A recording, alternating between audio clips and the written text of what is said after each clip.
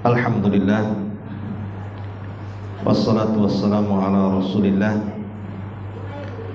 wa ala alihi wa sahbihi wa mawalah, wa la hawla wa la quwata illa billahi wa ba'd. Alhamdulillah, segala puja dan puji hanya milik Allah subhanahu wa ta'ala. Salawat dan juga salam kita hadiahkan pada Rasul kita Nabi besar Muhammad sallallahu alaihi wa ala alihi wasallam. Pembahasan di siang hari ini kita akan membahas tentang bahaya meninggalkan sholat.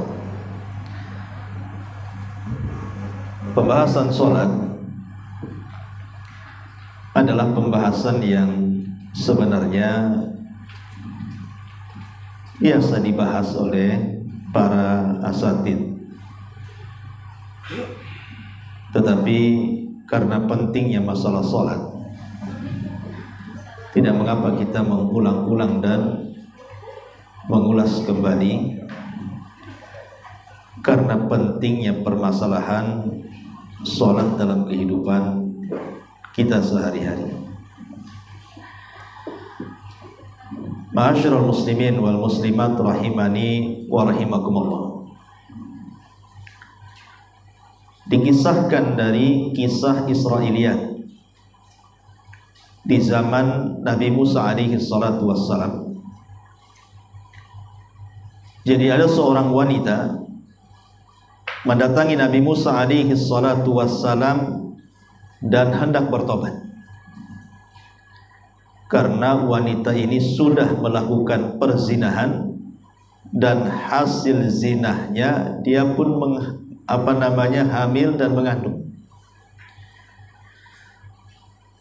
Kemudian saat melahirkan dia benci dengan anaknya, maka wanita ini pun membunuh anaknya. Kemudian dia menyesal dan ingin bertobat. Datanglah wanita ini kepada Nabi Musa alaihi salatu wassalam.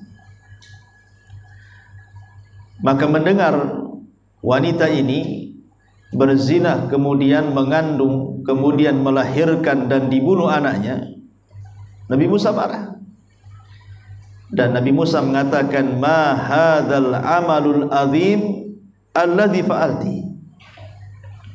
Dosa apa ini? Dosa yang sangat besar yang kau lakukan. Ukhruji min hahuna qabla ayanzilallahu alaina naran minas samai bisababi ma fa'alti. Maka Nabi Musa alaihi salatu wasallam mengusir wanita ini dan mengatakan, sebaiknya kau keluar, pergi dari sini sebelum Allah turunkan api dari langit dengan sebab perbuatan. Maka wanita ini pun pergi, ketakutan dengan Nabi Musa. Maka tiba-tiba Allah subhanahu wa ta'ala mengutus malaikat dan menemui Nabi Musa alaihi salatu wassalam. Kemudian dikatakan kepada Musa, madza fa'alta bil mar'ati at-taibati. Wahai Musa, apa yang kau lakukan dengan wanita yang hendak bertobat itu? Kenapa kau usir dia? Maka Musa alaihi salatu wassalam berikan alasan, bagaimana tidak kuusir dia? Dia sudah berzina, kemudian hamil, melahirkan, dibunuh pula anaknya. Maka aku usir wanita itu. Takut kalau seandainya tidak aku usir wanita itu, Allah akan turunkan api dari langit dan akan menghancurkan tempat ini. Maka malaikat ini mengatakan, ya Musa, amma wajadta afjaru minha. Wahai Musa, bukankah ada dosa yang lebih jahat dibandingkan yang dilakukan wanita itu? Bukankah ada dosa yang jauh lebih jahat dibandingkan yang dilakukan wanita itu? Maka Musa alaihi salatu wasallam bertanya kepada malaikat ini, mengatakan, wa ma afjaru minha. Dosa apa lagi yang lebih jahat dibandingkan wanita yang berzina, kemudian hamil, kemudian melahirkan dan dibunuh anaknya? Maka malaikat ini mengatakan, tarikus salati amidan muta'ammidan amaluhu a'zam mimma amilat hadhil mar'ah. Maka malaikat ini mengatakan orang yang meninggalkan salat, dia meninggalkan secara sengaja dan disengaja, maka dosanya jauh lebih besar dibandingkan yang dilakukan wanita itu. Jadi kalau ada orang yang meninggalkan salat, kata malaikat ini kepada Nabi Musa, itu dosanya lebih besar dibandingkan orang yang berzina, kemudian hamil, kemudian melahirkan, kemudian dibunuh anaknya. Jadi orang yang meninggalkan salat lebih besar dosanya dibandingkan membunuh dan berzina. Itu kesimpulan dari kisah ini. Tetapi kisah ini adalah kisah Israiliyat, tidak bersanad, dan kita tidak mungkin berpegang dengan kisah ini. Tapi walaupun demikian, walaupun kita tidak berpegang dengan kisah ini, kita berpegang dengan Al-Quran dan Sunnah Nabi Sallallahu Alaihi Wasallam. Apa yang diisi daripada kisah yang kita kisahkan ini adalah benar, bahwa orang yang meninggalkan salat itu jauh lebih jahat dibandingkan orang berzina, narkoba, mencuri, merampok, berjudi, dan begitu seterusnya. Dan itu dikatakan oleh Al-Imam Ibnul Qayyim rahimahullahu ta'ala dalam kitabnya. Beliau mengatakan, la yakhtaliful muslimun, tidak ada khilaf kaum muslimin, kata Imam Ibnul Qayyim, anna tarkas salatil mafrudati amdan, bahwa siapapun yang meninggalkan salat 5 waktu secara sengaja, min a'zamiz dzunub, termasuk sebesar-besarnya dosa. Wa anna ithmahu a'zam min ithmi qatli nafsi wa akhdil amwal wa min ithmi zina was sariqati was syurbil khamari.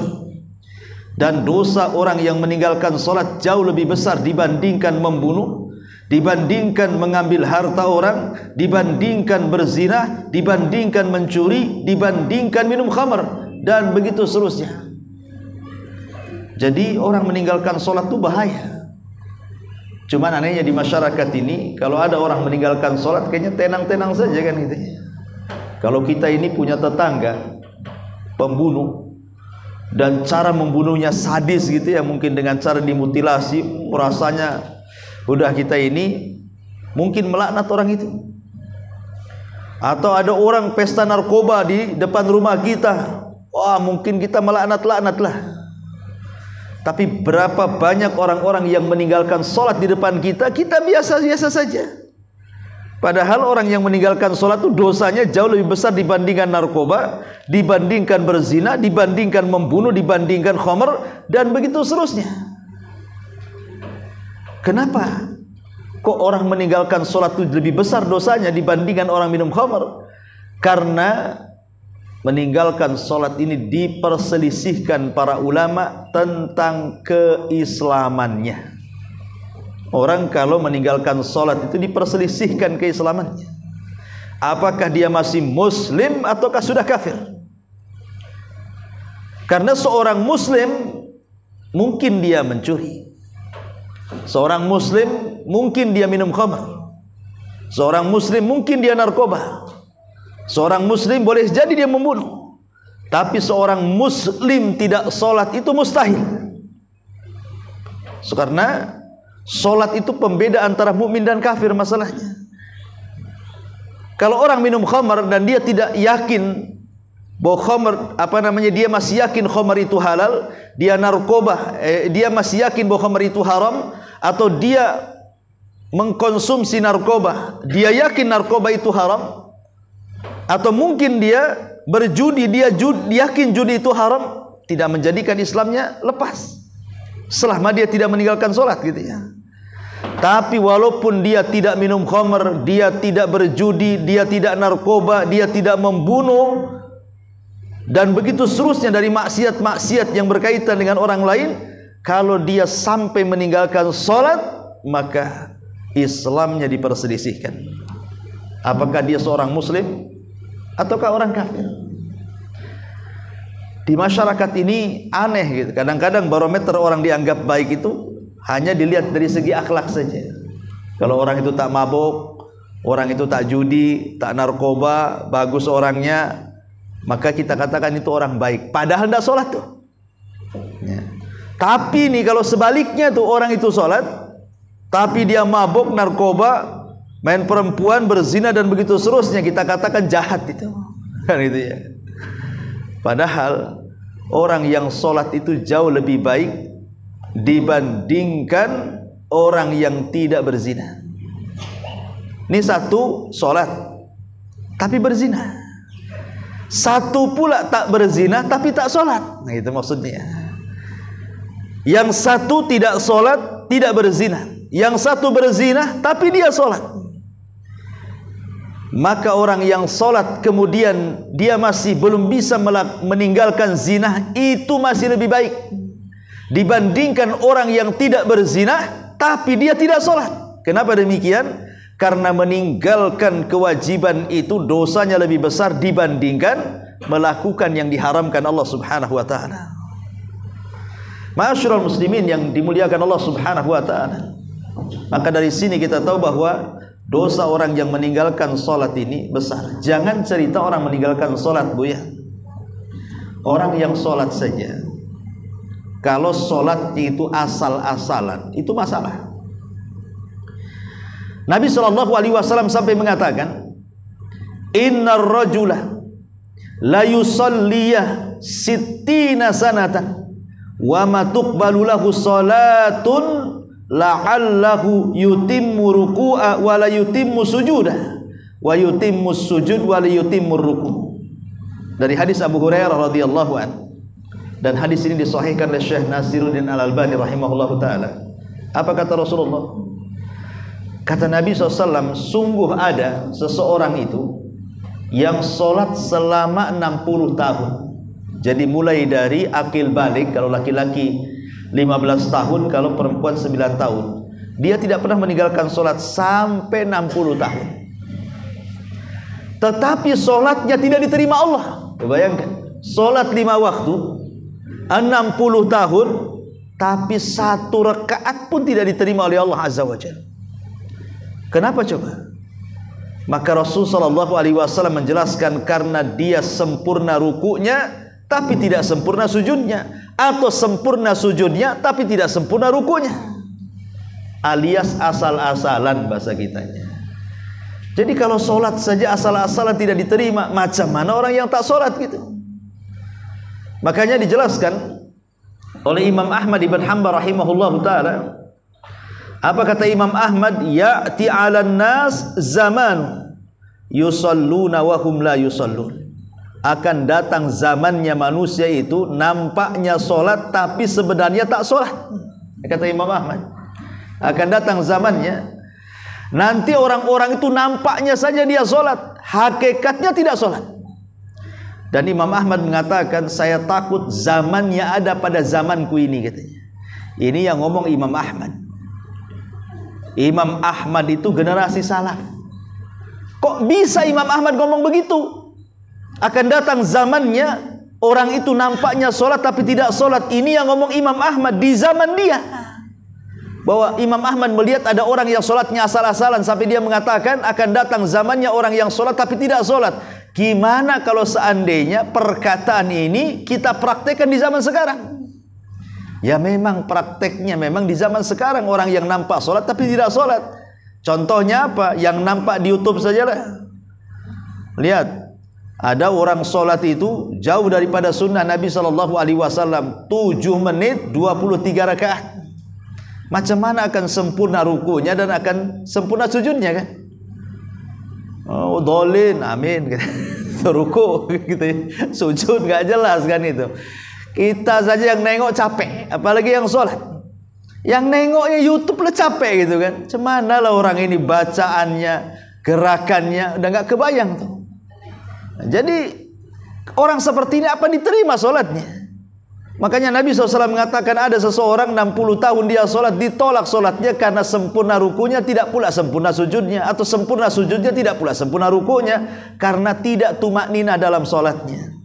Maka orang-orang yang seperti ini diturunkan satu ayat dalam Al-Quran, fawailun lil musallin alladzina hum an salatihim sahun. Celaka bagi orang-orang yang salat, yang salatnya mereka lakukan dengan cara lalai, tidak memperhatikan gerakannya, bacaannya, waktunya, dan begitu seterusnya. Ini cerita yang salat nih. Yang salat saja tidak selamat, bagaimana yang tidak salat sama sekali kan? Kalau yang salat saja tetapi melalaikan salatnya, Allah katakan celaka bagi mereka. Macam mana orang yang sama sekali tidak salat? Maka ini lebih bahaya lagi. Makanya Ibnu Taimiyah rahimahullahu taala menukilkan ijma' kesepakatan para ulama, man taraka salata jumlatan faqad kafar. Siapa yang meninggalkan salat secara jumlah, maka dia telah kafir. Maksudnya lebih banyak meninggalkan dibandingkan melakukan. Itu namanya jumlah tuh. Dia sholat tapi Jumatan saja, sholat tapi sholat id saja, selebihnya tidak sholat dia. Lah orang yang nongol Jumatnya saja, atau yang nongol 2 Idul Fitrinya saja, ini orang ini dikatakan kafir, kata Ibnu Taimiyah. Dan itu banyak di masyarakat seperti itu. Jadi sampai kapan orang meninggalkan sholat? Sampai disolati? Kan tidak mungkinlah sampai disolati. Ma'asyiral muslimin wal muslimat rahimani wa rahimakumullah. Maka orang yang meninggalkan sholat itu sangat bahaya sekali hukumannya di hadapan Allah subhanahu wa ta'ala. Taib. Ada satu kisah yang diceritakan oleh salah seorang syekh. Jadi kejadiannya di Riyadh, di daerah Riyadh, Saudi Arabia. Jadi ada anak muda. Anak muda ini memang nakal sekali. Selain daripada tidak pernah sholat, memang kehidupannya itu sangat suram. Narkoba, khamar, pokoknya dengan kehidupan bebas di luar. Bahkan dia juga suka menentang ayahnya, durhaka dengan orang tuanya. Satu hari anak muda ini kecelakaan. Kemudian akibat kecelakaan ini menyebabkan anak muda ini meninggal dunia. Kemudian orang tuanya ketika itu mencari orang yang hendak memandikan anak muda ini. Maka adalah orang yang mau memandikan anaknya. Subhanallah. Ketika air campuran bidara itu mulai diaduk, kemudian dituangkan di wajahnya, ini yang memandikan jenazah ini kaget. Karena ketika disentuh dengan air yang sudah dicampur bidara itu, tiba-tiba mukanya gosong, kayak disiram dengan air keras. Padahal air biasa sama daun bidara tuh. Otomatislah yang memandikan jenazah ini kaget. Salah apa saya kan gitu? Jenazah tadinya bagus-bagus saja, tidak ada apa-apa, tiba-tiba disiram wajahnya kok gosong kayak terbakar gitu. Jadi kagetlah yang mandikan jenazah ini. Langsung dia pun keluar dari pemandian karena takut. Kemudian dia bertanya, siapa bapak anak muda ini? Gitu. Tolong panggil. Datanglah laki-laki dan mengatakan saya. Maka kemudian yang memandikan jenazah ini mengatakan, bisa enggak engkau melihat jasad putramu? Tapi bapak ini tak mau. Tak mau. Karena anak itu anak durhaka masalahnya. Tetapi dibujuk-bujuk oleh pemandi jenazah ini, terpaksalah bapaknya masuk ke dalam pemandian itu. Nampaknya badannya putih, tapi ketika melihat wajahnya hitam kelam. Apa kata bapak? Bapaknya anak muda ini, la'anallahu bika fid dunya wal akhir. Semoga Allah melaknat kamu nak di dunia dan di akhirat, katanya. Lah yang mandikan jenazah ini heran, kok bisa bapak mengatakan seperti itu kepada anaknya? Bukan didoakan anaknya sudah mati, didoakan baik, masuk surga, tidak, malah doanya doa laknat. Semoga Allah melaknat kamu di dunia dan di akhirat, katanya. Maka yang mandikan jenazah ini berkata kepada bapak ini, istighfar, tak boleh engkau mendoakan buruk pada anakmu ini. Kemudian alasan kenapa dia mendoakan buruk, maka bapaknya mengatakan dia sudah wajar Kau doakan seperti itu, karena selama hidupnya dia tidak pernah sholat, dia pun menentang orang tuanya, dia pun minum khamar, mabuk, dan disebutkan maksiat-maksiatnya. Sudah wajar, semoga Allah melaknat kamu di dunia dan di akhirat, kata bapaknya. Tapi kemudian pemandi jenazah ini terus merayu, sampai akhirnya kemudian bapaknya sedih. Barulah menaruh iba kepada anak yang meninggal, dan dia pun mulai tidak keras lagi dan mendoakan kebaikan bagi anaknya. Tapi kisahnya tidak sampai di sini. Jadi ketika kemudian jasadnya ini dibawa ke pekuburan, lah kebetulan yang masuk ke liang lahat itu kakaknya, saudaranya, saudara kandungnya masuk ke liang lahat. Kan di antara sunnah meletakkan jenazah di lubang itu adalah menghadapkan wajah ke kiblat. Itu di antara sunnahnya, ya. Kalau kita meletakkan jenazah di kuburan, maka wajah itu diarahkan ke kiblat. Subhanallah.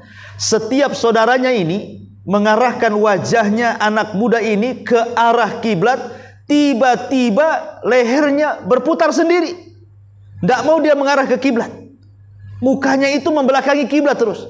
Kemudian diputar lagi sama saudaranya, mutar lagi kepalanya, mutar sendiri. Takutlah jadinya. Orang sudah mati kok bisa mutar-mutar itu lehernya tuh.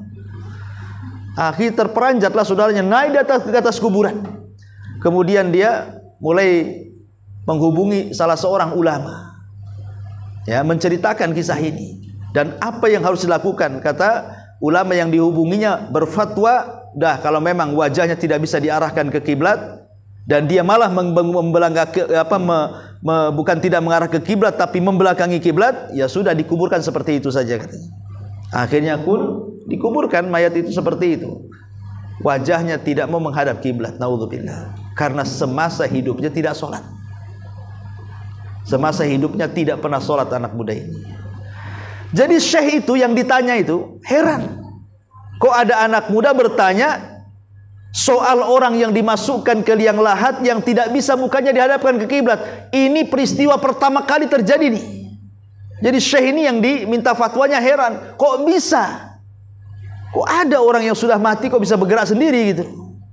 Maka saudaranya mengatakan, iya syekh, saya tuh tidak tahu juga kok bisa terjadi seperti itu. Tetapi masalahnya memang saudaraku tidak pernah melakukan sholat. Kata syekh, oh boleh jadi itu penyebabnya. Ketika dia benci menghadap kiblat, maka Allah tidak redha saat kematiannya wajahnya menghadap kiblat. Allah putarkan. Ya. Karena Nabi SAW mengatakan, man ahabba liqa Allah ahabballahu liqa'ah, wa man kariha liqa Allah karihallahu liqa'ah. Barang siapa yang cinta berjumpa dengan Allah, Allah cinta berjumpa dengan dia.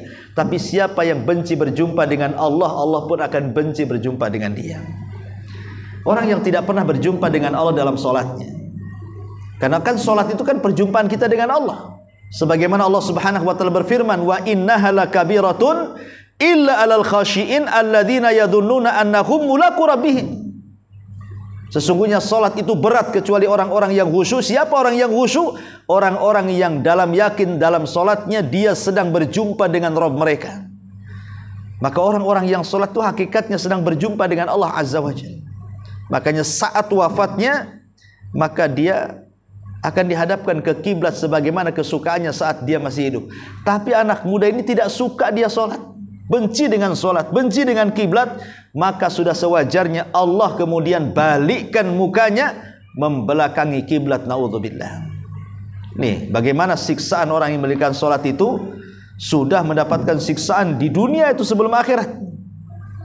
Bahkan orang yang meninggalkan salat ini adalah salah satu penyebab dihilangkan cahaya pada wajah-wajah kita pada hari kiamat. Padahal cahaya itu sangat berhajat untuk kita pada hari kiamat, karena hari kiamat itu gelap gulita masalahnya. Kita berhajat kepada cahaya. Nabi SAW mengatakan dalam sebuah hadis, man hafadhu 'alaiha kanat lahu nuran wa burhanan wa najatan yaumal qiyamah wa man lam yuhafid 'alaiha lam yakun lahu nurun wala burhanun wala najatun wa khusyira yaumal qiyamah ma'a fir'auna wa haman wa qarun wa ubay ibn khalafin. Apa kata Nabi SAW? Barang siapa yang menjaga 5 waktu sholat, maka Allah akan berikan cahaya bukti keselamatan kelak pada hari kiamat. Tetapi orang-orang yang mereka tidak menjaga sholat di dunia, maka mereka akan dicabut cahayanya, dicabut keselamatannya, dan dicabut bukti-buktinya ketika menghadap Allah Subhanahu wa taala, dan akan dikumpulkan pada hari kiamat bersama Firaun, bersama Haman, bersama Qarun, bersama Ubay bin Khalaf. Lihat bagaimana ancaman dari Nabi sallallahu alaihi wasallam, ngeri ya, karena cahaya kita akan dicabut. Yang kedua, kita satu neraka dengan Qarun, satu neraka dengan Haman, satu neraka dengan Ubay bin Khalaf, dan satu neraka dengan Firaun. Naudzubillah. Pertanyaan pun muncul, kenapa yang disebutkan dalam hadis ini hanya 4 tokoh kafir? Pertama Firaun, yang kedua Haman, yang ketiga Qarun, dan yang keempat Ubay bin Khalaf. Ini kan semuanya kafir nih. Kenapa itu yang disebut? Alasannya, pertama, kenapa yang pertama disebut Firaun? Karena yang menyebabkan orang malas sholat itu adalah kekuasaan. Orang kalau sudah jadi bupati, jadi gubernur, jadi menteri, anggota dewan, presiden, dan begitu seterusnya, orang kalau sibuk dengan jabatan, maka akan dilalaikan dari sholat. Makanya dikumpulkan bersama Firaun, ataupun dikumpulkan bersama Haman. Haman itu siapa? Haman itu perdana menteri Firaun. Dan kita tahu bahwa menteri-menteri yang menyokong presiden tentu mereka akan mempertahankan posisi. Jangan sampai turun dari posisi mereka, kan gitu. Lah ketika mereka menjadi para penjilat penguasa, kemudian mereka takut posisinya digeser, disitulah mulai orang itu meninggalkan sholat, karena akan sibuk memikirkan itu saja. Kemudian juga Rasulullah SAW berbicara tentang Qarun. Maksudnya adalah isyarat kepada harta, karena Qarun itu kan identik dengan harta. Kalau cerita Qarun pasti cerita harta. Lah salah satu penyebab orang meninggalkan sholat atau lalai dari sholat itu adalah harta. Adapun bicara tentang Ubay bin Khalaf, Ubay bin Khalaf ini seorang pedagang. Pedagang yang kesana kemari itu, karena di antara orang yang lalai sholat itu adalah ketika sibuk dengan dunia perniagaan. Maka disebutkan 4 orang ini, Qarun, Haman, Firaun, dan Ubay ibn Khalaf. Ma'asyiral muslimin wal muslimat rahimani wa rahimakumullah. Kita tahu bahwa sholat ini diwajibkan berbeda dengan ibadah yang lainnya. Kalau puasa, kemudian zakat, kemudian haji, itu kan disyariatkan di bumi. Tapi sholat ini disyariatkan di langit. Jadi Nabi SAW diundang oleh Allah sampai menembus 7 lapis langit sana, sampai ke Sidratil Muntaha. Kemudian disyariatkan sholat 5 waktu. Jadi dari segi pensyariatannya aja berbeda tuh. Dan Nabi SAW betul-betul mempraktikkan sholat. Rasul ini selain daripada 17 rakaat sholat wajib, ditambah dengan sholat malam berapa? 11 rakaat. Ditambah dengan 12 rakaat rawatib. Berarti dalam satu hari semalam Rasul berapa kali sholat? 40 rakaat. Ya kan? Coba 17 rakaat ditambah 11 rakaat ditambah 12 rakaat, kan jatuhnya 40 rakaat tuh. Setiap hari Rasul itu sholat 40 rakaat loh. Dari sholat wajibnya, kemudian sholat malamnya, kemudian rawatibnya. Sementara Nabi SAW sudah diampuni dosanya yang telah, yang sedang, yang akan datang. Tapi dalam sehari Rasul sholat bisa sampai 40 rakaat. Lah kita loh yang gak dijamin keselamatan kita, tidak dijamin dosa kita diampuni, kok malas pula untuk melaksanakan sholat. Aneh kan gitu. Rasul saja sholat 40 kali dalam satu hari satu malam. Ma'asyiral muslimin yang dimuliakan Allah Subhanahu wa taala, yang menarik adalah ada seorang sahabat namanya Al-Miswar ibn Mahramah. Al-Miswar ibn Mahramah. Lah Miswar ibn Mahramah ini satu ketika masuk di saat detik-detik Umar ibn Khattab radhiyallahu an sedang mengalami sakit dan hampir mati karena ditusuk oleh Abu Lu'lu al-Majusi. Tiba-tiba Umar radhiyallahu an ketika melihat Al-Miswar ibn Mahramah ini, setelah menjenguknya kemudian hendak keluar, dipanggil oleh Umar dan mengatakan, la hadda fil Islam liman taraka shalah. Tidak ada bagian dalam Islam orang yang meninggalkan sholat, kata Umar. Makanya saat-saat detik wafat itu Rasulullah SAW hanya memberikan 2 wasiat saja kan, sholat dan jaga budak-budak cahaya, budak-budak sahaya yang kalian beli atau kalian lindungi, suruh dijaga. Jadi Rasul itu berwasiat sebelum wafatnya cuma 2 ini. Dan ingat bahwa saat detik-detik wafatnya Rasul itu kan tidak banyak waktunya. Harusnya Rasul kan memilih wasiat-wasiat yang penting kan, karena waktunya terbatas. Orang mau mengalami ajal kan terbatas. Berarti kan ketika menyampaikan wasiat itu tidak lama tuh. Tetapi dalam waktu yang singkat Nabi SAW sebelum wafatnya mengingatkan 2 perkara. Pertama, jangan tinggalkan sholat. Yang kedua, peliharalah baik-baik budak-budak atau hamba-hamba sahaya. Aw ma malakat aimanukum. Taib, ma'asyiral muslimin wal muslimat rahimani wa rahimakumullah. Tapi walaupun demikian, kita tahu bahwa ada satu kisah yang menarik tentang masalah sholat juga. Jadi dahulu, kata seorang syekh bercerita, ini pun masih kejadian di Timur Tengah juga.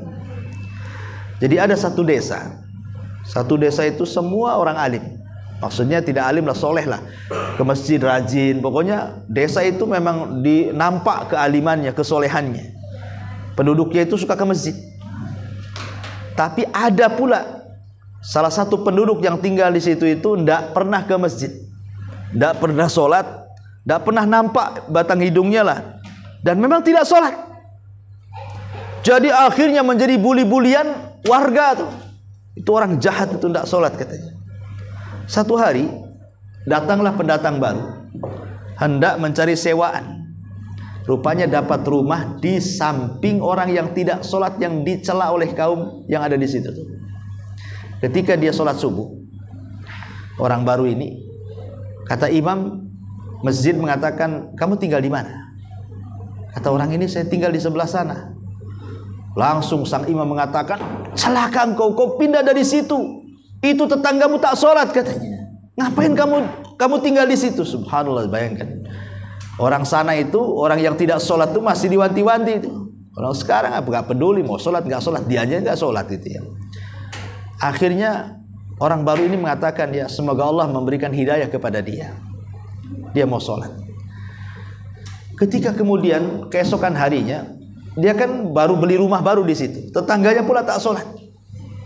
Jadi dia nampak tetangganya sedang duduk di depan pintu, disapa sama dia dengan senyum. Kemudian mengucapkan salam, dijawab salam. Kemudian dia cerita, wahai fulan, aku ini orang baru. Tadi subuh aku sholat subuh di masjid ini. Semua manusia memujimu katanya. Padahal tidak ada manusia memuji dia. Tapi dia bohongi. Semua orang masjid, pak imamnya memuji kamu katanya. Semua memuji kamu, masya Allah kamu itu orang baik katanya. Kata tetangga yang tidak sholat tuh, yang benar saja. Setahu saya dicela orang katanya. Anda semua manusia memujimu. Akhirnya kemudian orang baru ini setelah ngomong begitu, besoknya memberikan hadiah dan mengatakan, wahai fulan, karena saya mendengar orang-orang kampung sini mengatakan ke orang baik, maka sebagai imbalannya aku kasih hadiah. Semoga aku bisa mencontohmu katanya. Padahal tidak ada sholat ya. Tiba-tiba kemudian orang yang tidak sholat, yang jahat ini merenunglah, apa betul orang-orang memuji saya? Tapi informasinya kayak gitu kata orang baru itu. Ya, kemudian dia dapat ngasih hadiah pula sama saya. Akhirnya mulai dia malu. Karena malu, kemudian dia pun ikut sholat subuh perdana seumur hidupnya. Sejak masjid itu dibangun sampai selesai, itulah sholat subuh perdana dia sholat itu. Jadi sang imam ini heran sama orang baru itu. Kok apakan tetanggamu itu? Kok sihir ya katanya? Enggak, aku hanya ngobrol-ngobrol, kemudian aku kasih hadiah. Tiba-tiba dia mau diajak ke masjid ini dan sholat fajar di sini. Subhanallah, bayangkan. Terkadang ada hidayah itu bisa masuk di waktu-waktu tertentu. Maka sebelum seseorang itu datang ajal, maka sebaiknya orang itu jangan pernah meninggalkan sholat, karena konsekuensi orang meninggalkan sholat itu sangat mengerikan sekali, baik di dunia, di alam kubur, ataupun di akhirat, sampai kepada masuk neraka. Ada nama neraka khusus namanya Sakor. Ketika ditanya masalakakum fi Sakor, qalu lam naku minal musallin, kenapa kalian sampai masuk ke neraka Sakor? Maka mereka mengatakan, kami dulu tidak pernah sholat. Lihat, neraka khusus namanya Sakor diperuntukkan untuk orang-orang yang meninggalkan sholat. Wallahu a'lam bishawab. Ini materinya singkat saja, kita buat tanya jawab sajalah. Silakan kalau ada yang mau bertanya, kita tunggu.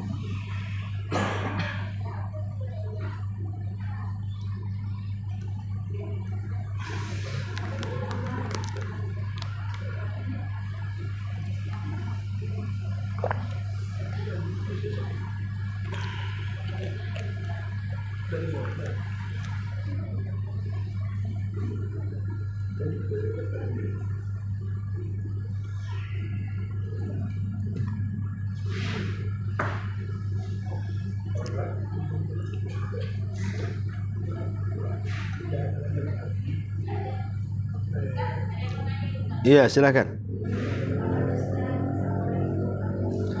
Ya, waalaikumsalam warahmatullahi. Iya.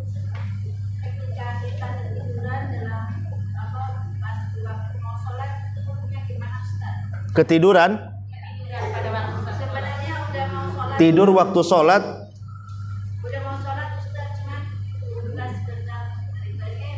Sudah sholat? Pas mau sholat. Oke, saya kira tidur waktu sholat tuh ngapain kok waktu sholat tidur? Oke, jadi hukumnya begitu ya. Itu berapa kali sehari itu tidur sebelum sholat tuh? Gini ya, ada hadis. Hadis ini menceritakan tentang azab kubur. Jadi satu hari Nabi SAW tertidur, kemudian dia bermimpi. Dalam mimpinya datang dua malaikat membawa Nabi. Rupanya dibawa ke sebuah tempat. Rupanya tempat itu tempat pengazaban manusia. Manusia diazab di situ. Lah salah satu yang dilihat Rasul adalah ada seorang laki-laki yang terlentang. Di sampingnya ada laki-laki lain yang berdiri memegang batu. Kemudian batunya dihantam-hantamkan ke kepalanya sampai hancur. Kemudian setelah hancur, orang ini pergi mau mencari batu yang baru. Rupanya setelah dapat batu yang baru, kemudian datang kepada orang yang dibentur tadi. Rupanya kepalanya sudah kembali utuh. Dibenturkan lagi sampai hancur. Kemudian pergi cari batu lagi. Pas datang sudah utuh lagi. Subhanallah. Bayangkan orang yang seperti ini sakitnya seperti apa. Sehingga Rasulullah SAW bertanya, mahadan, kenapa orang ini, apa hukumannya, kok bisa sampai seperti itu, bisa kok kepalanya dibentur-benturkan batu sampai hancur, ini apa masalahnya orang ini? Maka malaikat ini mengatakan, dia adalah orang yang ketika datang waktu sholat, kemudian dia tertidur. Sengaja dia tidur ketika datang waktu sholat. Kalau sekali dua kali tidak masalah lah, mungkin karena ngantuk, capek gitu ya kan, dia harus tidur dulu. Tapi kalau sudah menjadi kebiasaan, dia nggak peduli dengan sholat asar, sholat duhur, sholat maghrib, udahlah pokoknya tidur kayak bangkai. Tidur jam 1, bangun jam 1 malam, jadi 1 ke 1 tuh. Gimana tuh kan? Ya. Dan itu sudah pernah kan dilakukannya. Aduh, harusnya kan menyesal. Nggak mau tidur lagi, nanti kayak kemarin saya bangun jam 1, kan harusnya seperti itu kan? Menyesal dia. Ini nggak diulang lagi. Tidur lagi jam 1, bangun pula jam 4. Oh, lebih parah lagi kan? Nah, ini orang yang seperti inilah yang mendapatkan azab kubur tadi. Tapi kalau tadi pertanyaannya, bagaimana kalau orang tertidur? Ya, namanya tidur itu kan bukan kehendak kita. Ya, orang tertidur ini kadang-kadang kita berusaha untuk tidak tidur juga kalau ngantuk sekali kan? Artinya tidur itu memaksa kita untuk tidur. Kalau sekali-kali karena kelelahan, kecapean, saya kira tidak ada masalah. Tapi kalau jadi kebiasaan, mau sholat tidur, nah, itulah yang dimaksudkan hadis ini, bahwa orang itu akan diazab dalam kuburannya seperti azab yang disabdakan Nabi SAW. Wallahu a'lam.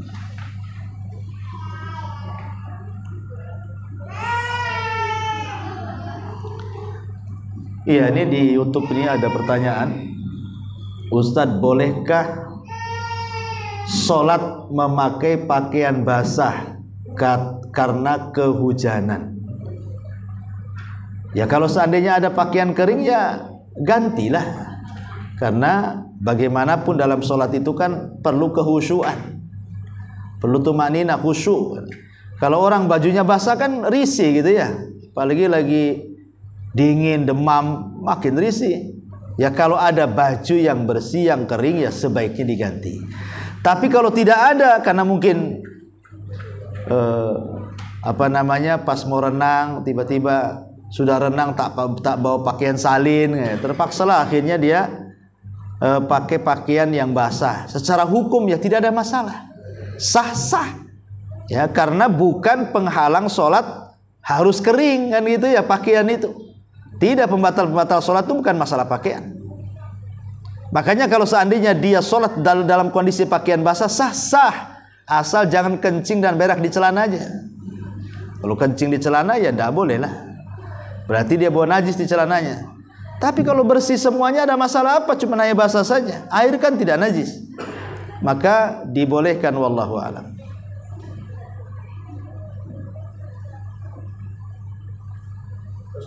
Oke. Kan sholat itu kan belum tentu diterima oleh Allah. Berarti posisinya kita ikhlas aja mau diterima mau enggak, ya urusan nanti sama Allah. Jadi kan kita khawatir ada was-was gimana? Iya. Ya sudah seharusnya kita ini punya perasaan sholat kita ini diterima atau tidak. Itu harus ada perasaan seperti itu. Itu namanya perasaan takut. Dalam ibadah itu kan harus terangkai 3 rukun ibadah: cinta, harap, dan takut. Cinta karena kita mencintai ibadah. Harap karena mengharap dengan ibadah ini dapat imbalan sorga dan pahala. Takut kalau tidak diterima, takut kalau masuk neraka. Memang harus ada perasaan seperti itu. Ya, takut kalau seandainya saya sholat ini asal-asalan nggak diterima, akhirnya dia makin semangat memperbaiki sholatnya karena takut gak diterima. Harus ada perasaan seperti itu. Itu bagian daripada perasaan takut. Dan takut itu bagian daripada ibadah hati, termasuk rukun ibadah. Wallahu a'lam.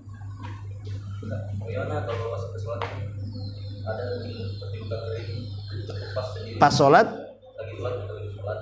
itu ada kita kalau ini belum tapi tidak pas nikah karena sengaja tidak sesuatu atau sholat itu dan keluar darah. Pas sholat kentut ya, ada luka pas sholat nggak sengaja tergores. Oh, apakah darah yang keluar saat sholat itu membatalkan sholat? Mungkin begitu pertanyaannya kan? Ya enggak. Sahabat itu ketika jihad mereka sholat. Ada seorang sahabat itu ketika dia menjaga kaum muslimin dalam perbatasan, dia sholat, rupanya kena panah, tapi dia sedang sholat, dia tidak batalkan sholatnya sampai darah bercucuran, kemudian tidak terasa kebanyakan darah, baru dia tumbang pingsan karena kehabisan darah, tapi dia tidak batalkan sholatnya. Ataupun Umar ibn Khattab ketika ditusuk oleh Abu Lulu, ya kan dia tidak batalkan sholatnya, cuman dia tumbang karena kehabisan darah. Dan para sahabat yang berjihad di lapangan, susah mereka kalau umpamanya harus sholat tanpa ada setetes darah pun, baik darah kita atau darah orang umpamanya. Kan ini susah. Kan zaman itu kan jihad berhadapan masalahnya. Jadi itu bukan pembatal sholat. Wallahu a'lam, tidak ada masalah. Umpamanya antum sholat atau ada nyamuk. Nah, nyamuk kan nyedot darah juga. Kemudian tepuk aja kita tempeleng nyamuk tuh. Rupanya pecah darahnya di mana-mana kan itu. Sah sholatnya? Sah. Batal? Tidak. Sah sholatnya. Wallahu a'lam.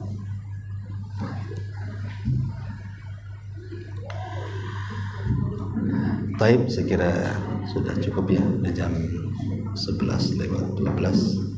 Dekat juga ke azan. Subhanallah bihamdika asyhadu an la ilaha illa anta astaghfiruka wa atubu ilaik. Allahu ta'ala. Assalamualaikum warahmatullahi wabarakatuh.